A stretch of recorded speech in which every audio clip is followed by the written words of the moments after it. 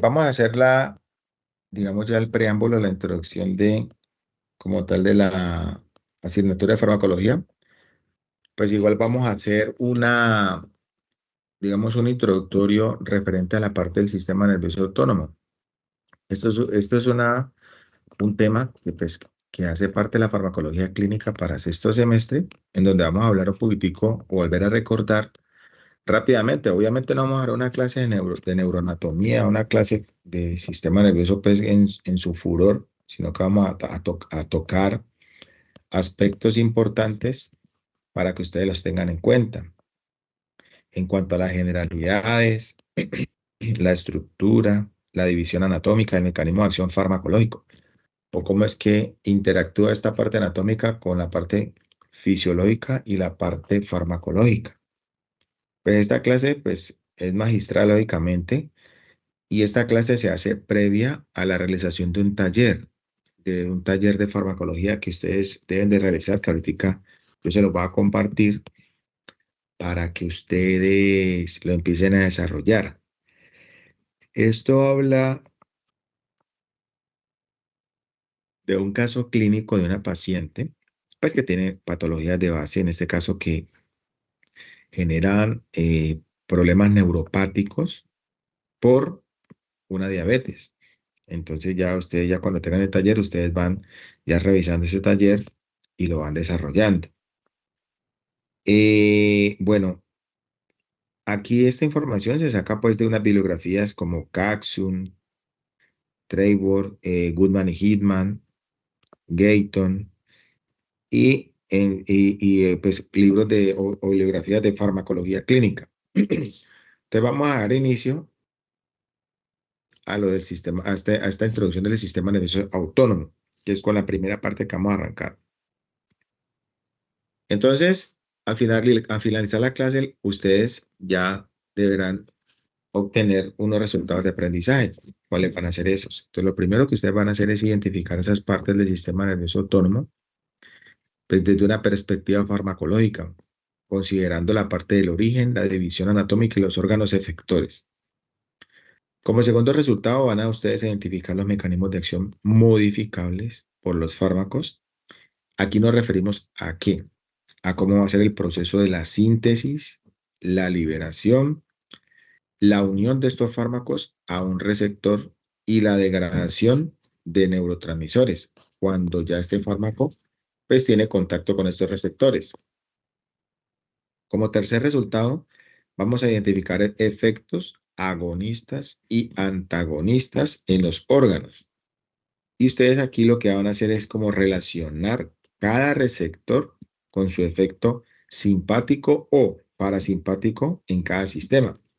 Porque sabemos pues que el sistema nervioso autónomo pues se divide en esos dos grandes sistemas, simpático y parasimpático, pero tenemos que conocer los efectos que se producen cuando este fármaco ingresa al cuerpo.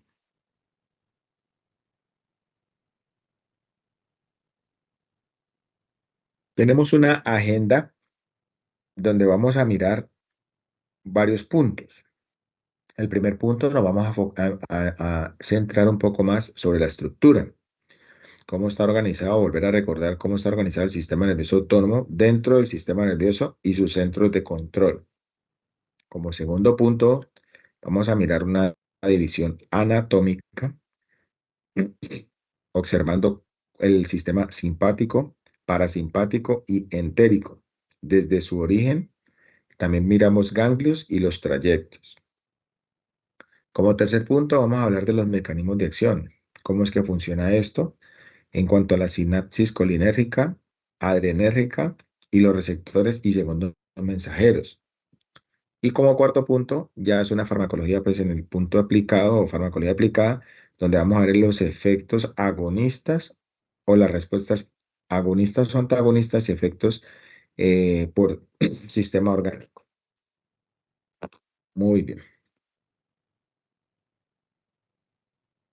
Entonces, como esta diapositiva dice que por qué importa el sistema nervioso autónomo en la clínica, por una sencilla razón. Entonces vamos a ir como medio tocando parte del taller o como vamos dando como una pequeña información acerca del taller que ustedes van a elaborar. Entonces, aquí esta nos habla de una paciente con diabetes mellitus tipo 1 de larga evolución, o sea que tenemos una paciente con una enfermedad crónica de larga data, en donde esta paciente está manifestando los siguientes manifestaciones clínicas: hipotensión ortostática al ponerse de pie, taquicardia en reposo, sin respuesta adecuada al esfuerzo, gastroparesia y saciedad temprana, y también está presentando vejiga neurogénica y disfunción eréctil, ¿sí? Entonces, eso es como, digamos, una de las partes de este cuadro clínico de esta paciente. Entonces, aquí hago pues como digamos, una claridad, digamos, una nota aquí. Todos estos signos se explican por daño de qué? De fibras autonómicas y por receptores que ya no responden como se esperaba a sus neurotransmisores. O sea que aquí hay una falla a nivel neurológico relacionado con esa diabetes. Entonces vamos por ahí como encarrilando el contexto de esta paciente. Entonces, ¿qué parte del sistema nervioso autónomo está fallando y qué receptor debo activar o bloquear para corregirlo? Pues ahí vamos como organizando como las ideas para yo poder como abordar a esta paciente. ¿Listo? Entonces, para responder esta pregunta que estoy haciendo, entonces debemos enfocarnos en tres cosas. Digamos, dónde está cada estructura del sistema nervioso afectado, cómo se organiza la señal, o sea, cómo es la comunicación de estas señales nerviosas y qué receptor específico modifica cada fármaco. Entonces vamos a enfocarnos en esa relación del mecanismo de acción también, en cómo el fármaco genera cambios o genera, digamos, cambios de señal o cambios a nivel de receptor o qué efectos uno esperaría encontrar. Entonces aquí en la ubicación ya existe. ¿Sí? ¿Alguien me habló? ¿Alguien habló por ahí? No, profesor, lo que alguien tiene el micrófono encendido. Ah, Creo que no se dio oh, cuenta. ok, gracias. Bueno, aquí mirando el sistema nervioso autónomo, dentro del sistema, pues, ¿cómo es la división? Arranca del sistema nervioso central y arranca la parte del sistema nervioso periférico, que se divide en el somático, que es voluntario, y en el autónomo, que es involuntario. Entonces, aquí la idea clave, ¿cuál es? Que el sistema nervioso autónomo es la rama eferente o involuntaria, ¿cierto? Del sistema nervioso periférico. Y este, a su vez, tiene unas funciones muy específicas. ¿Cuáles? Que es controlar todo lo que es musculatura lisa, músculo cardíaco y glándulas. Entonces, por ahí vamos ya enfocándonos con esta paciente que tiene una diabetes mellitus tipo 1 de larga data, en el cual, pues, como estamos viendo una afectación directa sobre el sistema nervioso autónomo, entonces ya nos vamos imaginando qué órganos o qué estructuras posiblemente ya se pueden ver afectadas. Entonces, ese sistema nervioso autónomo es el blanco farmacológico de una enorme cantidad de fármacos usados a diario en la clínica, de los cuales tenemos que conocer, de los cuales tenemos que escoger correctamente para este tipo de paciente. Definiciones y funciones generales de este sistema. Entonces, es un conjunto de neuronas eferentes que regulan de forma involuntaria todas las funciones viscerales buscando mantener la homeostasis del organismo. Pero a raíz de esto, pues digamos desde la parte fisiológica, este sistema nervioso autónomo controla sin que lo pensemos, como estamos hablando de algo involuntario. Entonces, en este caso, lo que es la frecuencia cardíaca, por ejemplo, la presión arterial, la motilidad digestiva, el diámetro bronquial, el diámetro pupilar y la secreción glandular. Son cosas que realmente nosotros nunca vamos a poder controlar por la parte de este sistema nervioso. A nivel cardiovascular, pues acuérdense que esto lo que hace es una variación a nivel de la frecuencia cardíaca y de la fuerza de contracción, o sea, ese inotropismo y ese cronotropismo. Y lo mismo el tono vascular. A nivel respiratorio, pues va a mantener una permeabilidad o una broncodilatación o un diámetro bronquial para mantener una buena ventilación, perfusión, y también va a generar secreción de la mucosa, porque ahí tenemos glándulas que productoras de moco. A nivel digestivo, pues va a generar énfasis o función sobre la parte de la motilidad y la secreción gastrointestinal, y a nivel genitourinario, el vaciamiento vesical y la función sexual. Entonces, si se acuerdan de la diapositiva anterior, la paciente estaba presentando gastroparesia, la paciente estaba presentando vejiga neurogénica, la paciente estaba presentando disfunción eréctil y la paciente estaba con hipotensión ortostática. Entonces, ahí vamos como organizando la idea. Entonces, ¿cuál es la jerarquía del control del sistema nervioso central autónomo? Entonces, si hablamos desde la corteza e hipotálamo, entonces aquí se genera qué funciona, o sea, ya se da la integración emocional y el control endocrino autónomo superior.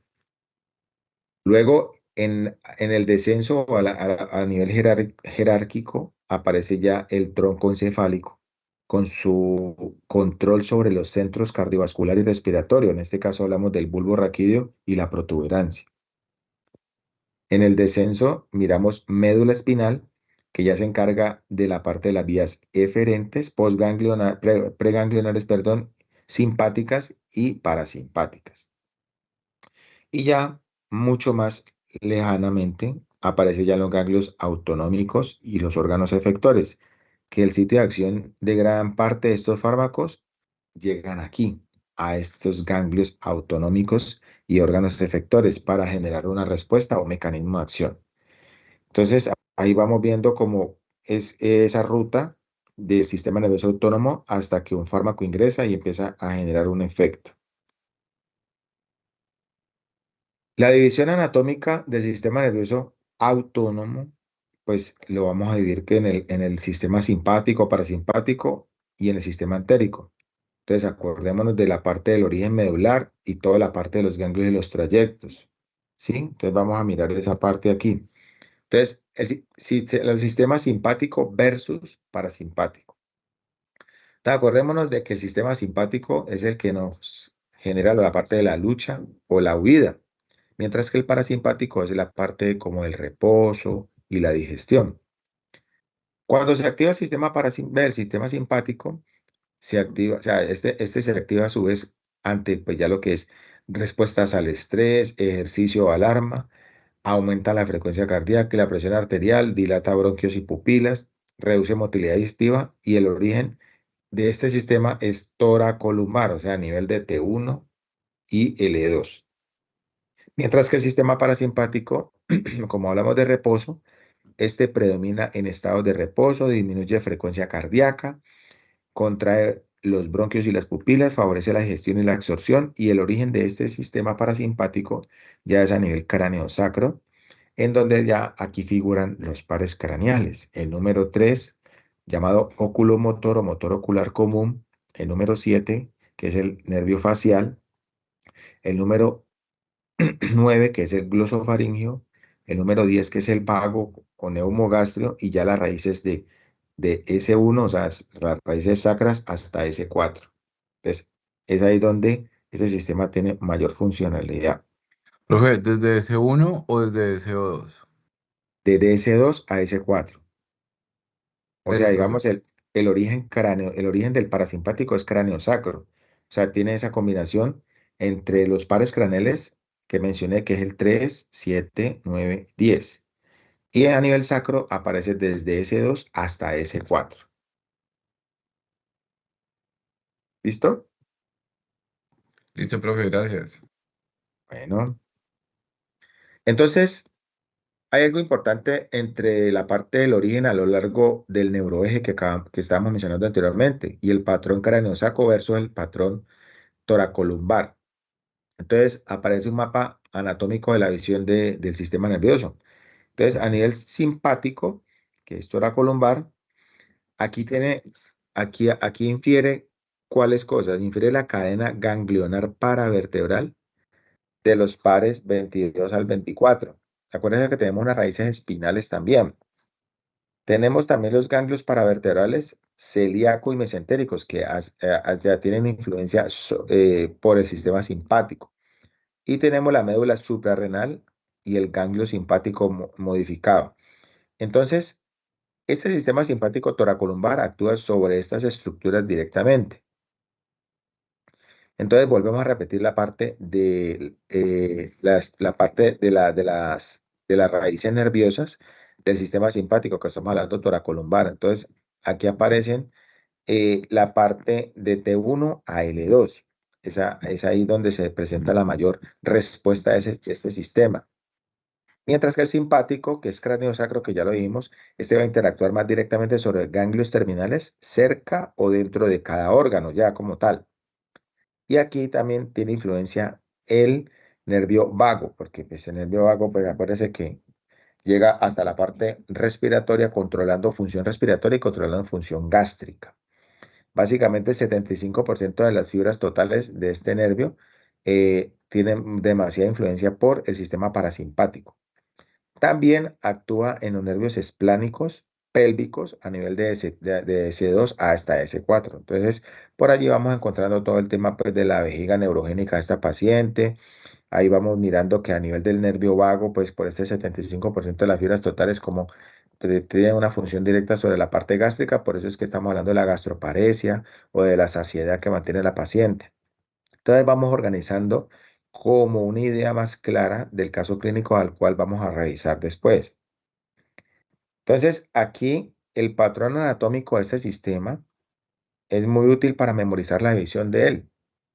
Entonces, el simpático emerge desde la porción media del neuroeje, o sea, toracolumbar, mientras que el parasimpático emerge de los dos extremos, desde el cráneo y la parte del sacro. O sea que ahí está reorganizado el sistema nervioso autónomo.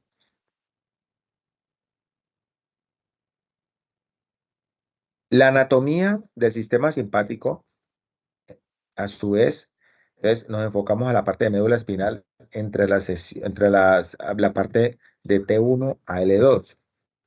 Aquí emerge algo ya como una fibra preganglionar corta.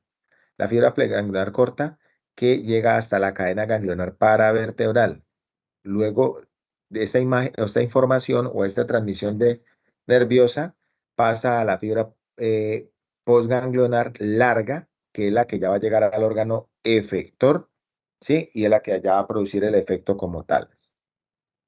Los cuerpos, cuando hablamos de los cuerpos preganglionares, estas astas laterales son las que componen la sustancia gris desde T1 a L2 y son de origen toracolumbar, como siempre lo estamos repitiendo, mientras que la cadena ganglionar paravertebral está compuesta por 22 a 24 pares de ganglios y a cada lado ya están ubicados a cada lado de la columna.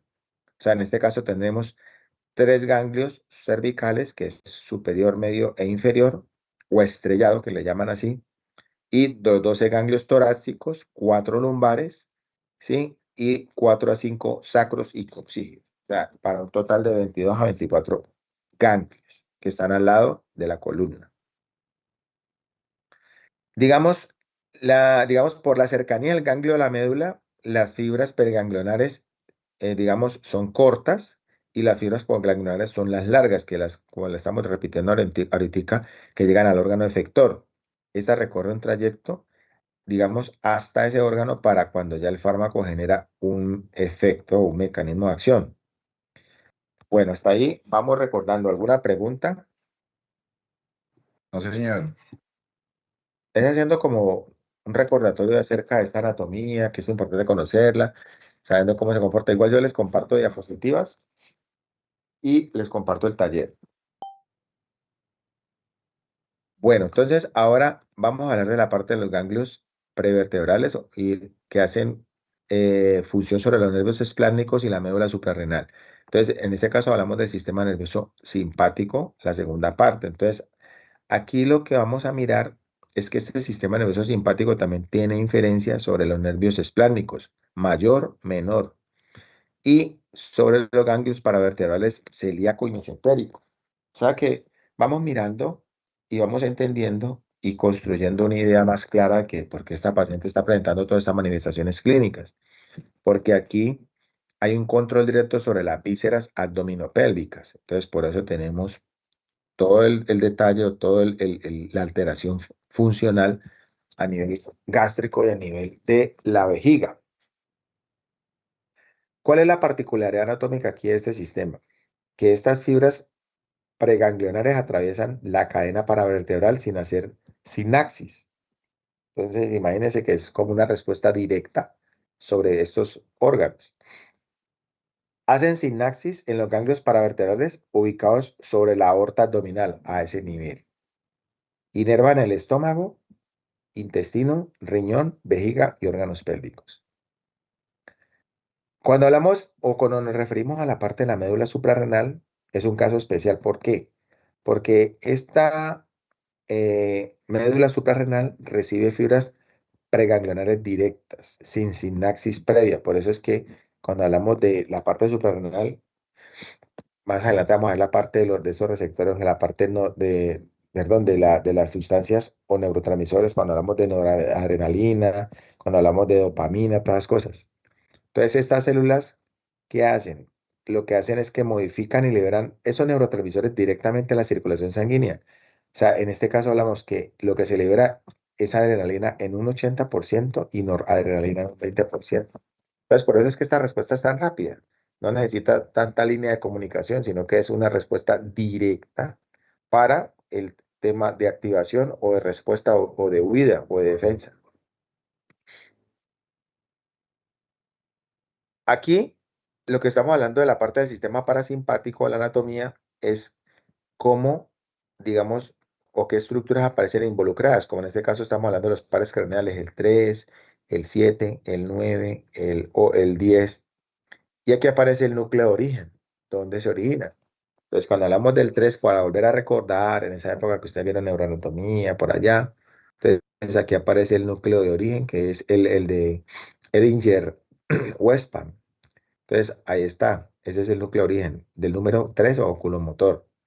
Luego, el ganglio al cual va a impactar es el ganglio ciliar y el origen o el órgano, perdón, el órgano diana va a ser el esfínter del iris y el músculo ciliar. Ese es como el recorrido que hace este par craneal número 3 desde su núcleo de origen, el ganglio el cual va a generar ese impulso y el órgano diana. Cuando hablamos del nervio facial o par séptimo, el núcleo de origen va a ser la parte el origen del núcleo salival superior. Y el ganglio va a ser el pterigopalatino y submandibular. El órgano diana va a ser la glándula lacrimal, salival y nasal. El par craneal noveno, que es el glosofaringeo, el núcleo de origen va a ser el salival inferior y el ganglio va a ser el óptico. Y el órgano efector, órgano diana, perdón, va a ser la glándula parótida.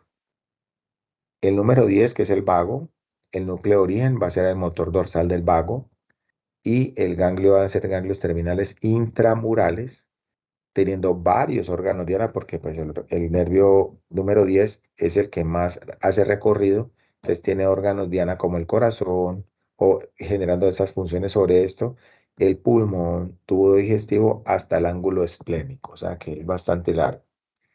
Entonces aquí nos da a entender que uno de los nervios que de pronto, en este caso esta paciente diabética, que puede generar mucho más impacto o mucha más alteración funcional, es cuando si en caso de del nervio vago se afecte, pues este es el que va a transportar cerca del 75% de todas las fibras parasimpáticas del cuerpo. Y entonces, cuando yo entro a explorar a esta paciente, es clave de que la evaluación médica se enfoque mucho a este tipo de nervios, o sea, por su recorrido y hasta donde él puede tener inferencia. Entonces, a veces no nos centremos solamente en decir que es paciente diabética, a ver qué le formulamos, a ver qué le mandamos para controlar los niveles de glucosa en sangre. No, hay que hacer un estudio mucho más exhaustivo con estas pacientes, hacer una buena exploración digamos, clínica, hacer un buen examen físico y una buena anamnesis. Ya cuando pasamos a la anatomía del sistema nervioso parasimpático, entonces acordémonos que es cráneo sacro, entonces médula sacra a nivel de S2, S4, luego ya aquí se transmite por los nervios esplánicos pélvicos que llegan hasta el plexo del hipogastrio inferior y luego esta información pasa a los ganglios terminales o intramurales y por último a las vísceras pélvicas. Entonces, tengamos presente que los núcleos preganglionares se ubican en las astas laterales de los segmentos de S2 a S4, que aquí se forman esos nervios esplánicos pélvicos que luego se van a unir al plexo hipogástrico inferior. Por consiguiente, estos nervios van a inervar al colon descendente, al recto, la vejiga y los órganos genitales y estructuras que no alcanza el vago ya. Los ganglios terminales están dentro o muy cerca de la pared de cada órgano, por lo que las fibras proganglionares son extremadamente cortas ahí a ese nivel. Entonces ahí vamos viendo la diferencia entre la parte de inervación, la parte de la estimulación nerviosa entre el simpático y el parasimpático en las diferentes partes o subdivisiones. Entonces, aquí aparece una comparación anatómica clave respecto al sistema entre el simpático y el parasimpático, ya origen medular. Entonces, del simpático va a ser tóraco-lumbar, desde T1 hasta L2, ahí entre T1 y L2. Mientras que el parasimpático es cráneo sacro, entonces ya utilizamos los nervios 3, 7, 9, 10 y las raíces nerviosas de S2 a S4. Cuando hablamos de la característica de la fibra preganglionar, acordémonos que el simpático son de fibras cortas, mientras que los parasimpáticos son de fibras largas. Cuando hablamos de la fibra postganglionar, es al contrario. El simpático utiliza fibras largas y el parasimpático fibras cortas. La ubicación del ganglio. Entonces, a nivel de simpático, la cadena es paravertebral y los ganglios prevertebrales, mientras que el parasimpático es ya cerca o dentro directamente casi del órgano efector. Entonces, el parasimpático ya tiene mucha influencia sobre el órgano directamente, mientras que el simpático utiliza estas respuestas por medio de cadena paravertebral o ganglio prevertebral. Cuando hablamos de la otra característica que son los ganglios representativos, el simpático utiliza la parte de los ganglios estrellado, celíaco y mesentérico, mientras que el parasimpático utiliza el ciliar, el pterigopalatino y el óptico. Aparece otra cosa, otra característica que se llama la divergencia sináptica, que el simpático utiliza esta divergencia alta o una respuesta difusa, mientras que el parasimpático es una respuesta baja o una respuesta localizada. Aquí los neurotransmisores postganglionales más comunes de estos dos sistemas a nivel simpático es la noradrenalina en su mayoría de los casos, mientras que el parasimpático utiliza la acetilcolina. Pues esa es como la comparación de la anatomía clave de entre estos dos sistemas.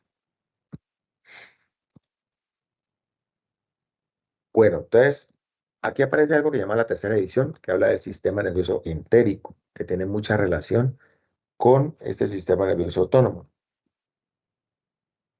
Bueno, por allí escribió Lina.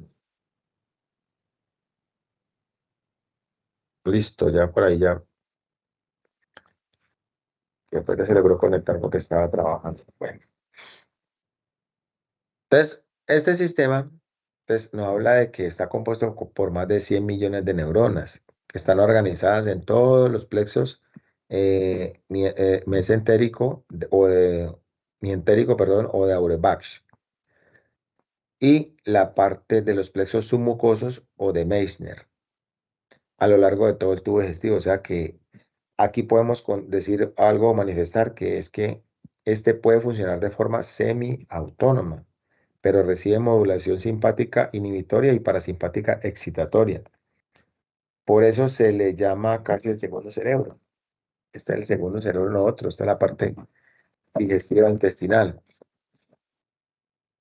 Entonces aquí, esta división de este sistema nervioso entérico arranca pues con estos plexos.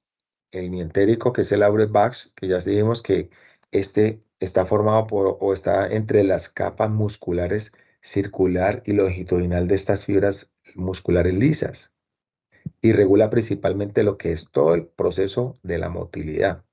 O sea que si yo tengo una afectación sobre este sistema nervioso entérico, por esta paciente que es diabética, pues lo que yo voy a encontrar es esto, o sea, esa manifestación clínica que ella manifiesta, esa gastroparesia.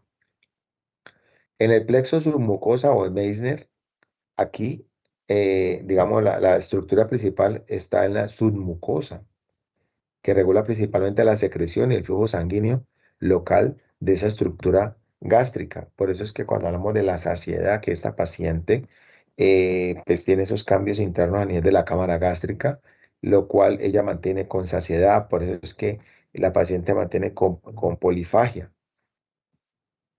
Y aquí lo que podemos correlacionar, algo importante desde la clínica, es que en este tipo de neuropatía autonómica diabética, la disfunción de este sistema se explica por la gastroparesia en el caso que estamos hablando. Entonces, eso es lo que explica que, eso es lo que hace que la clínica, es que a veces nosotros nos enfocamos, nos volvemos muy mecánicos con los pacientes. ¿A qué me refiero? O a veces estamos, o lo estamos viendo por primera vez, o lo vamos a ver por control. Pues nos enfocamos a que tenemos que formularle la metformina, que nos volvemos muy mecánicos porque tenemos que formular la empaglifosina o el Jardiance, o nos volvemos muy mecánicos porque tenemos que colocarle la dosis de insulina, de glargina, de aprida, de NPH, cualquiera de esas insulinas, pero perdemos el norte pues, con las manifestaciones clínicas o lo que está refiriendo la paciente en ese momento. Entonces, no, que la paciente mantiene con la saciedad, que la paciente mantiene con diarreas, que la paciente mantiene con trastornos de la motilidad intestinal, pero perdemos ese norte o ese rumbo. Entonces, mira que la diabetes, a pesar de que es una enfermedad crónica, pero la diabetes tenemos que ahondar y tenemos que investigar mucho más a fondo con cada paciente. Acuérdense de que tenemos que individualizar a estas pacientes para poder tener un abordaje correcto, adecuado desde el punto de vista farmacológico y de tratamiento. Porque muchas veces aquí con los pacientes tenemos que utilizar tratamiento farmacológico y no farmacológico, porque también hay que mejorarle cosas de los estilos de vida. Hay que educar a esta paciente en cuanto a los procesos de alimentación y hay que educar a esta paciente en la parte del cuidado de este sistema nervioso, porque es que las personas a veces solamente se enfocan es que no tomes el medicamento así como se lo mandó el médico y punto. Y el médico solamente se enfoca en formular un medicamento y punto. No. Entonces, por eso es que los pacientes terminan a largo plazo con complicaciones, con secuelas. Los pacientes terminan ya con una alteración mucho más grave a nivel gástrico, renal y de muchos otros órganos, como ustedes están pudiendo ver aquí, la afectación que produce esta alteración del sistema nervioso autónomo. Y ahorita estamos hablando de la parte entérica. Entonces, vamos a hablar un poquitico de los mecanismos de acción farmacológicos, en donde aquí depende algo que es la síntesis ya como tal del neurotransmisor a la respuesta del receptor. Entonces, ¿dónde actúan realmente los fármacos? A nivel del sistema nervioso autónomo. Entonces, vamos a ir mirando esa parte. Entonces, habíamos hablado de dos principales neurotransmisores de este sistema que son los pilares fundamentales de la función de este sistema. Entonces, ¿cuáles son? El primer neurotransmisor que es la acetilcolina y el otro que es la noradrenalina. Entonces, nunca olvidar que estos son los dos neurotransmisores que están involucrados y que tienen una responsabilidad en la funcionalidad de este sistema, en donde ellos se pueden ver afectados o donde se pueden ver alterados relacionados por una enfermedad de base como la diabetes. Entonces, cuando hablamos de la acetilcolina, entonces la acetilcolina va a tener esa inferencia directa sobre todas las fibras preganglionares simpáticas y parasimpáticas. También sobre las fibras postganglionares parasimpáticas. Entonces, mire todo lo que puede desencadenar una alteración de este neurotransmisor, si no está presente o si no está correctamente, pues, digamos, presente en las funciones. También puede interactuar en las fibras simpáticas de las glándulas sudoríparas, en este caso se hace una sección, y también en la unión neuromuscular somática. Todo lo que puede hacer la acetilcolina, o sea, todo lo que puede estimular y todas las funciones que puede derivar. Mientras que la noradrenalina está a interactuar con las fibras postganglioniales simpáticas en la mayoría de los casos y a nivel de la médula suprarrenal, o sea, la que es la responsable de que se sobreestimule esa médula suprarrenal para que produzca esa adrenalina en cantidades alarmantes y la noradrenalina en un 20% y que todo esto llegue a la circulación. También ella actúa sobre receptores adrenérgicos alfa y beta. Por eso es que ahí aparece la parte de la respuesta bronquial y la parte de la respuesta cardíaca. Bueno, muy bien. Entonces, ¿cómo es ese tema de la sinapsis colinérgica de paso a paso? ¿Qué es lo primero que ocurre? ¿Qué es lo segundo que ocurre? ¿Y qué es lo tercero? Y ahí fue ahí sucesivamente. Lo primero es que se genera la síntesis. O sea, todo esto se tiene que generar, este paso a paso, digamos, es un blanco farmacológico distinto. Entonces, lo primero que se genera es la síntesis. O sea, lo primero de colina, cuando se convierte pasa a acetilcolina y esta enzima, ya la que está involucrada aquí es la enzima colina acetiltransferasa, que es la que genera esta conversión de colina a acetilcolina. Cuando ya ocurre esto y ya está la concentración de la acetilcolina, ya empieza la fase del almacenamiento, que la acetilcolina se guarda básicamente en las vesículas sinápticas, ella se almacena allí hasta el momento de que sea liberada.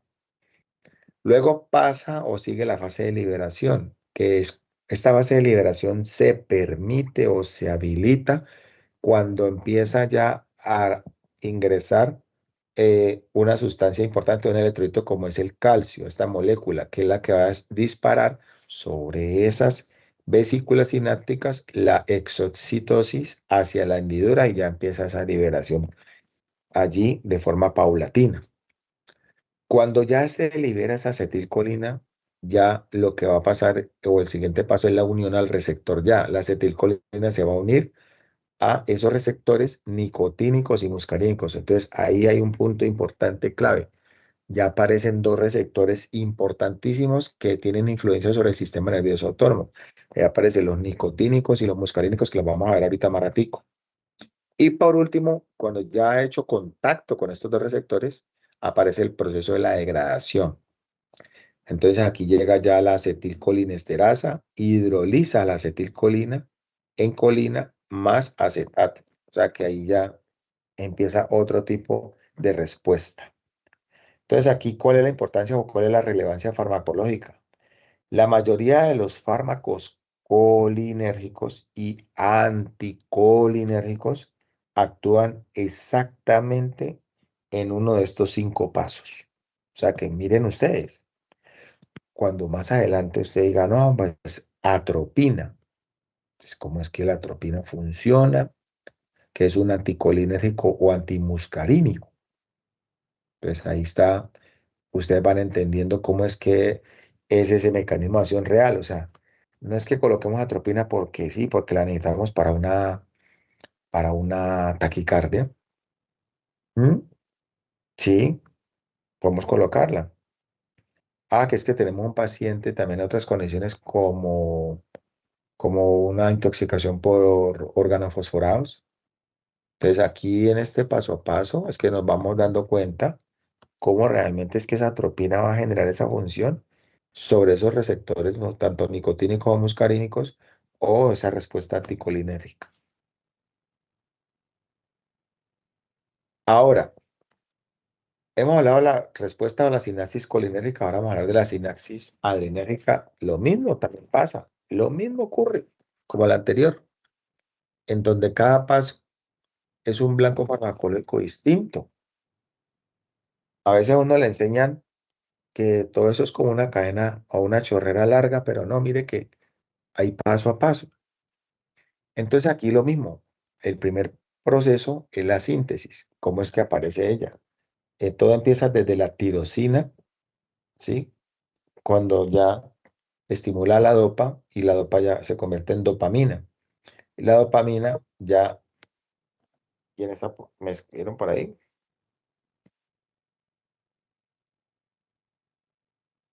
¿Alguien levantó la manito?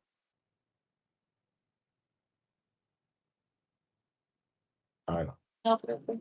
Ah, pensé que me habían levantado la manito. ¿Hasta ahí alguna pregunta, perdón, antes de continuar? No, profe, todo está muy claro. O sea, pero estamos recordando, ¿no? O sea, son cositas o aspectos que ustedes saben, no que es que a uno se le olvida estas cosas.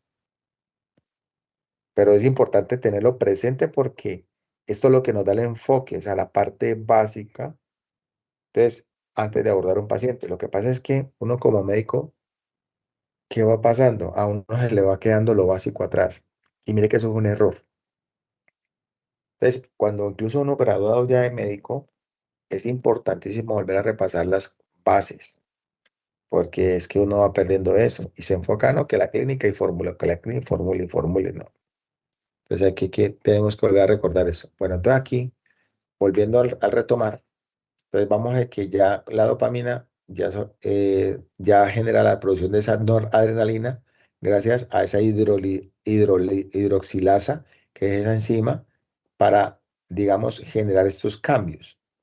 Cuando ya la está hecha la síntesis, luego pasa al almacenamiento. ¿Dónde se almacena esta parte adrenérgica? O sea, la noradrenalina. Se guarda en las vesículas sinápticas igual, como la anterior, y por consiguiente luego sigue el tercer proceso que es la liberación, que es lo mismo, para la entrada de calcio dispara la exocitosis y libera estas enzimas, perdón, estas neurotransmisores a la hendidura.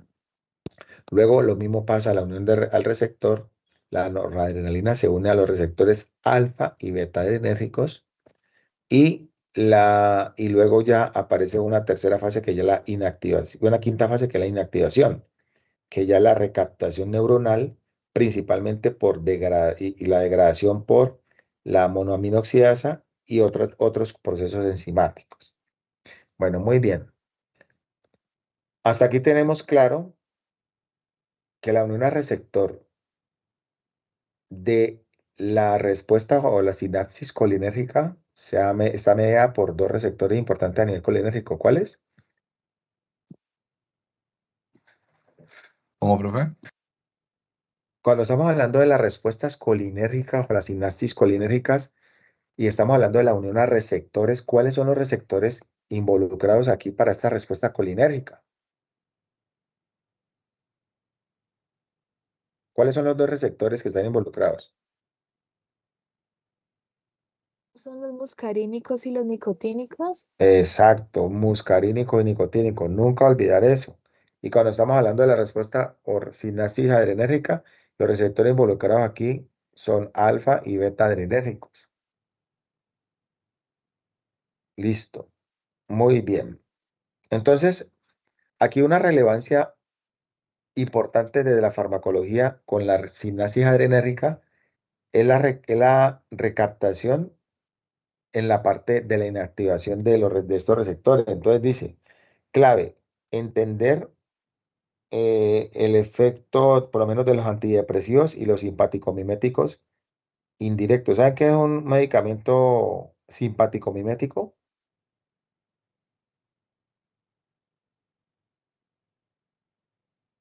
¿Sí saben?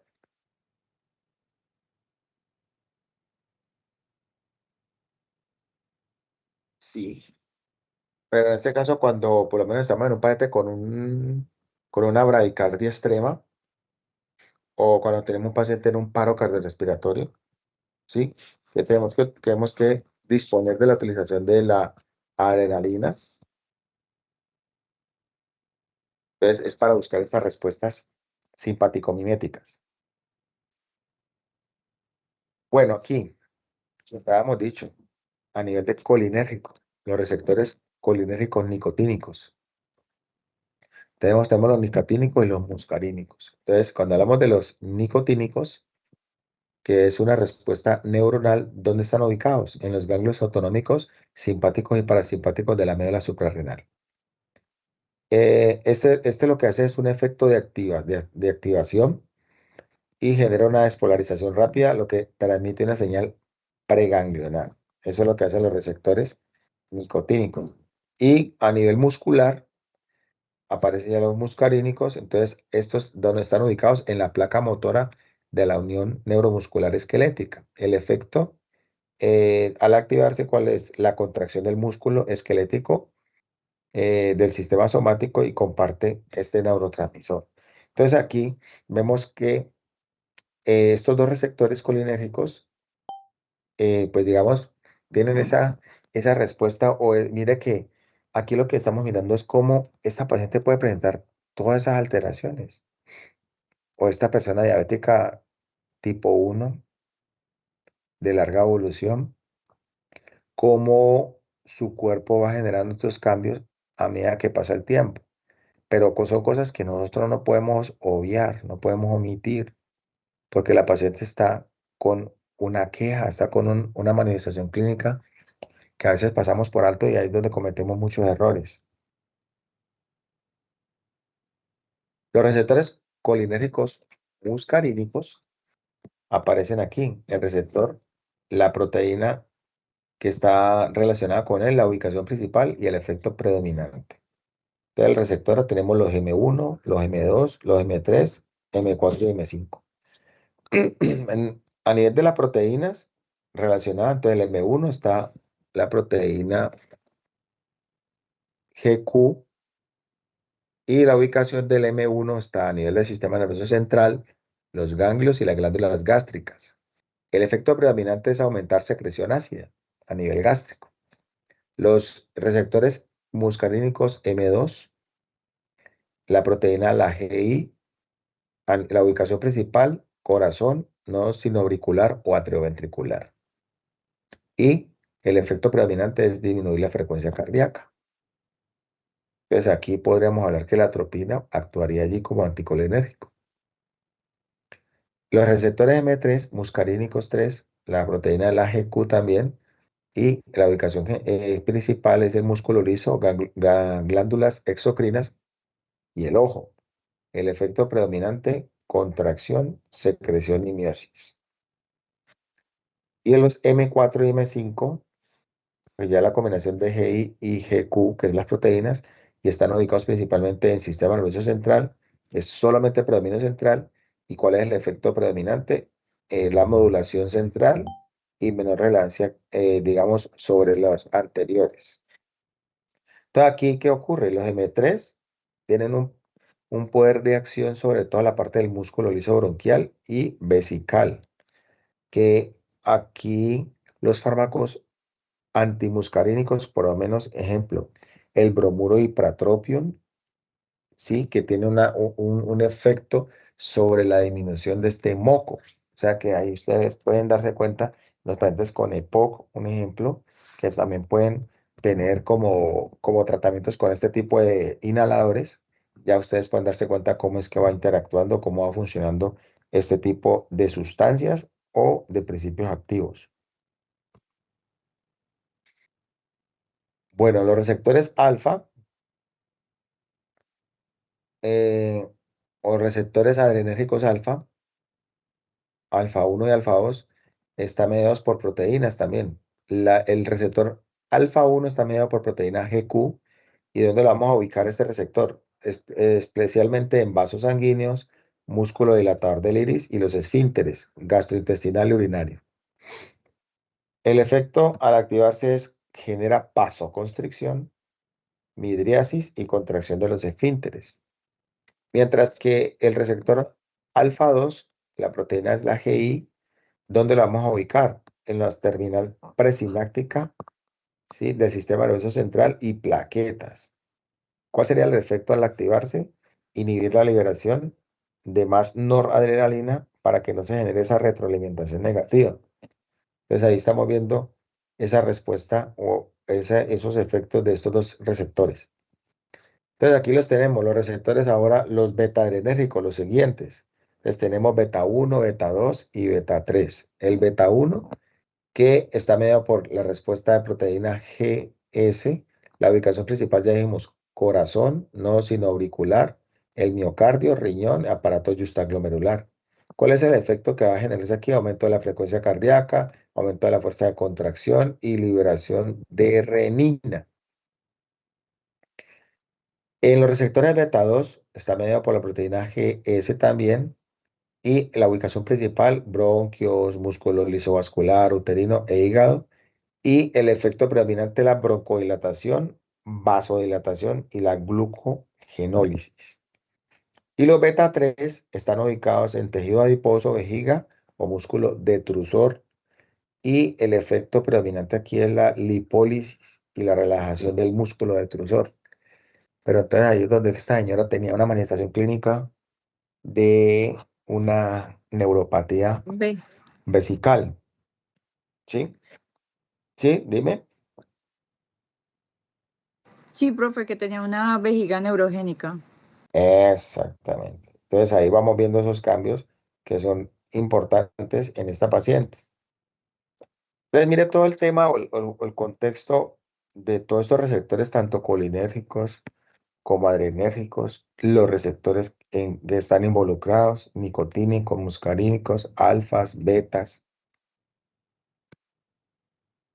Entonces aquí vamos a ver un acoplamiento que hacen estos receptores con la proteína G.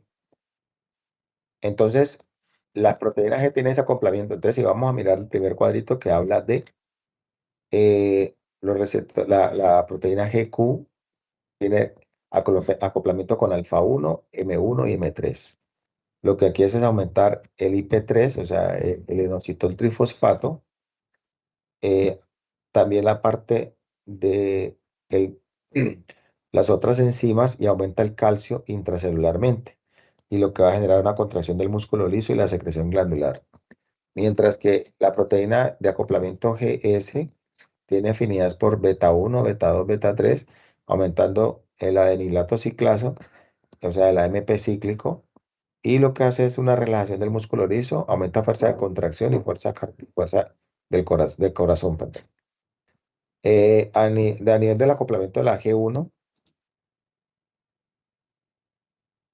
déjame un segundito aquí.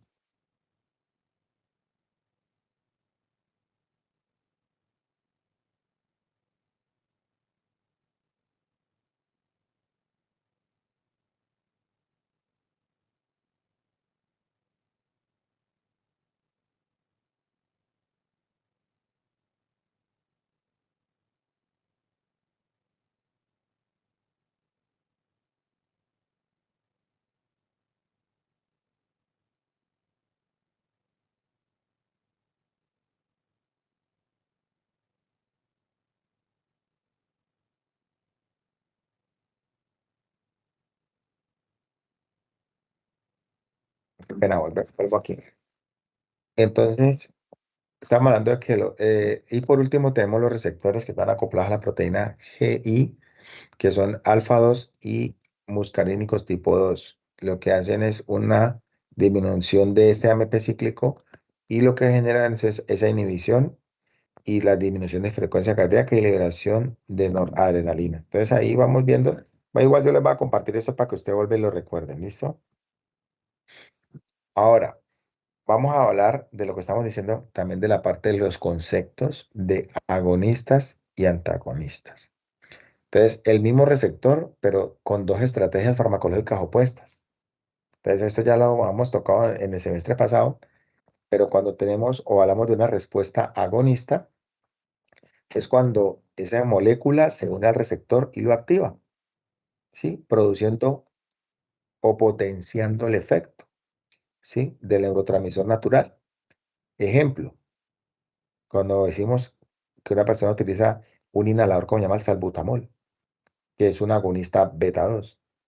Entonces, lo que va a hacer es que va a generar una broncodilatación en un paciente asmático. Eso sería un efecto agonista. Lo mismo con la pilocarpina que vienen como unas gotas.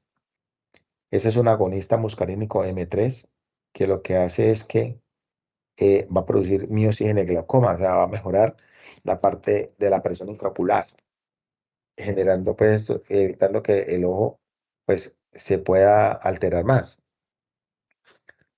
Y mientras que un efecto antagonista es cuando se une al receptor, pero no lo activa, sino que bloquea el acceso del neurotransmisor natural o de otros medicamentos o otros efectos agonistas. O sea, acuérdense de la parte competitiva, ¿sí? O de la parte reversible e irreversible. Aquí un ejemplo de un antagonista, ¿cuál es el propanolol? El propanolol lo que hace es como un antagonismo beta no selectivo y lo que hace es disminuir la frecuencia cardíaca, ¿sí? Que eso es una respuesta pues que uno espera encontrar en un paciente. Y tenemos la atropina, que es una antagonista muscarínico, que lo que hace es generar midriasis y aumentar la frecuencia cardíaca. Bueno, muy bien. Entonces, ahora pasamos a algo que se llama la farmacología aplicada por sistemas. Bueno, nosotros no hemos hablado esa parte de que como la clase va de 7 a 10, pues yo prefiero hacerla de corrido para no hacer pausas. ¿O ustedes quieren hacer pausas? No. Sí, Ah, va de 7 a 11. de 7 a 11, perdón. De 7 a 11. O sea, yo prefiero hacerla de corrida, pues, o no sé, ustedes quieren hacer pausa, quieren ir a tomar algo, quieren, no sé. Ustedes me dicen. Profe, pues yo digo que sigamos y si de pronto en algún momento alguno quiere que hagamos una pausa, pues que lo diga finalizando algún tema. Ya, ok, muy bien.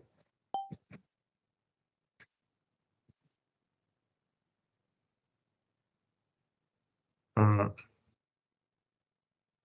bueno, listo, vamos mirando entonces a ver. Ok. Bueno, entonces, eh, ahora vamos a ver esta parte que es la farmacología aplicada por sistemas. O sea, aquí cómo es que se traducen los receptores en cuanto al efecto clínico y en decisiones terapéuticas por órgano. O sea, que sea aquí es donde el médico tiene que ser muy, digamos, certero en la indicación y en la escogencia del medicamento.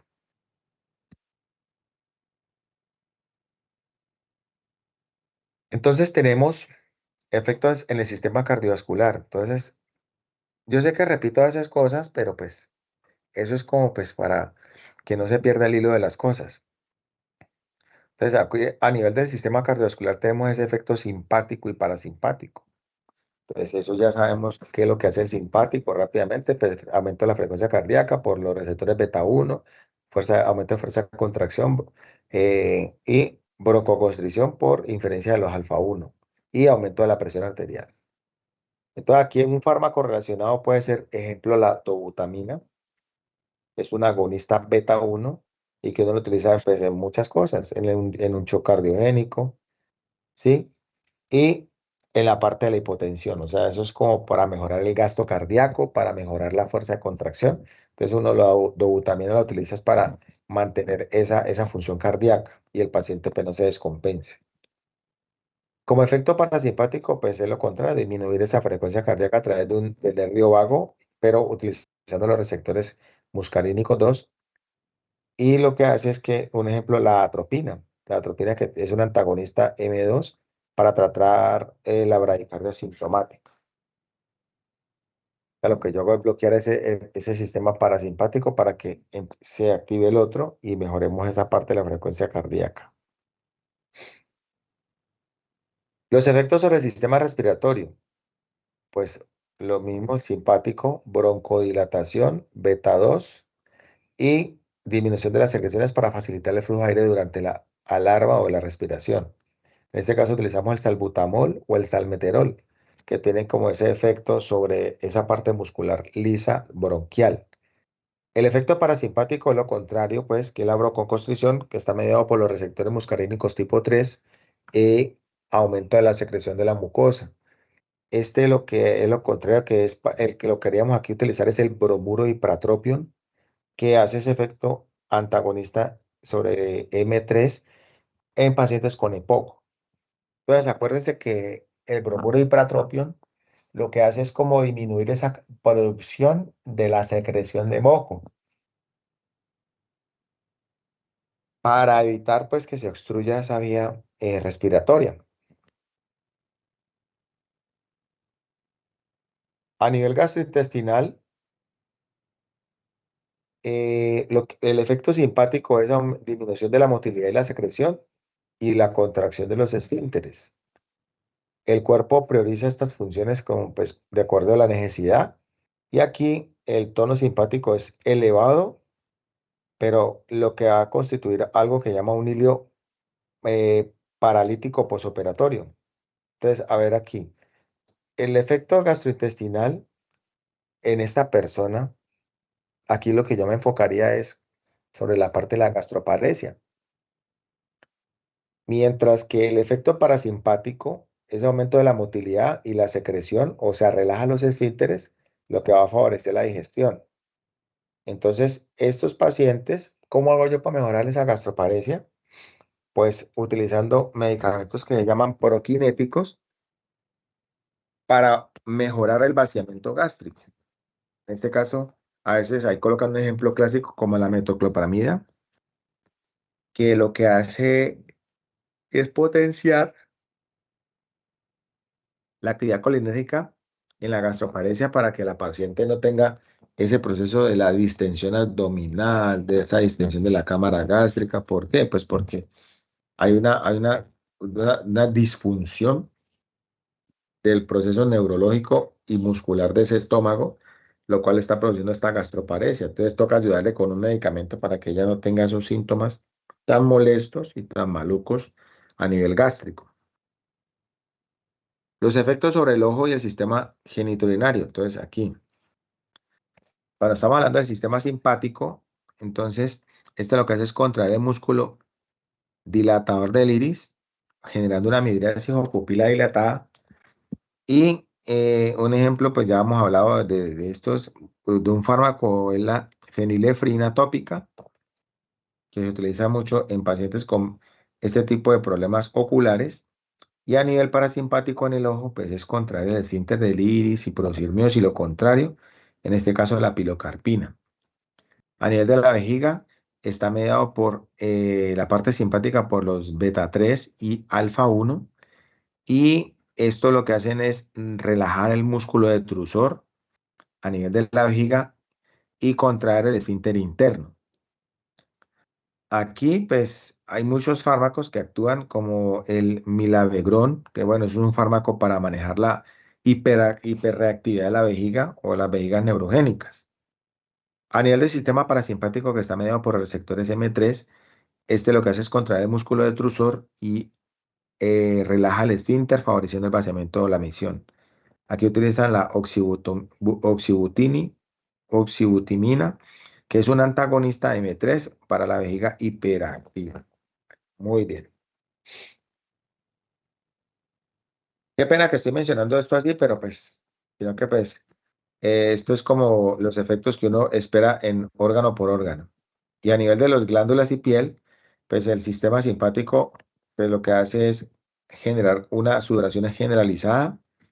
Eh, Aquí tiene una diferencia la fibra simpática que libera acetilcolina, no noradrenalina, sino que actúa sobre los receptores muscarínicos, por eso produce esa diaforesis. A nivel del efecto parasimpático, es lo contrario, aumento de la secreción salival, abundante y acuosa, mediada por los receptores M3 que favorece la digestión.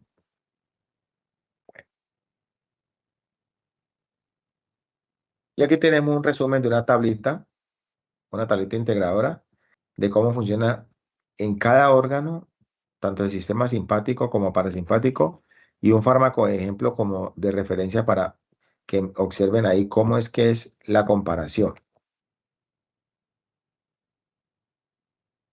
Bueno, estas son las referencias bibliográficas de lo que utilizaron. Y aquí tenemos 3 ideas que ustedes no pueden olvidar. La primera, nunca olviden la estructura y división anatómica de cualquier sistema. No solo, ahorita porque estamos viendo el sistema nervioso, pero acuérdense que nunca podemos olvidar las bases. Que el sistema nervioso autónomo tiene las tres ramas: simpática, parasimpática y entérica. cada una con un patrón anatómico predecible y bien descrito en la literatura. Nunca podemos olvidar tampoco el mecanismo de acción de cada fármaco, cómo actúa en un paso concreto, o sea, acuérdese de los pasos: síntesis, liberación, receptor o degradación del neurotransmisor. Y tampoco podemos olvidar que es un efecto agonista y antagonista. O sea, acuérdese que el mismo receptor puede activarse o bloquearse. ¿Listo? Y de ahí nace pues la parte de la respuesta farmacológica, o tanto cardiovascular como respiratoria, como geniturinaria, como entérica, toda esa parte. Muy bien. Bueno, entonces, ahora, un momentico, voy aquí a colocarles para que observen algo.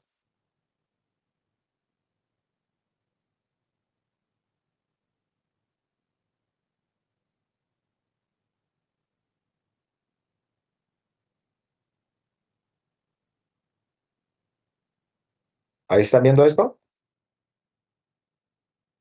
¿No? Sí, señor. ¿Sí señor. o no? Ya. Sí, ya. Bueno. Entonces, mire, aquí tenemos algo de un taller de farmacología del sistema nervioso autónomo. Vamos a mirar un caso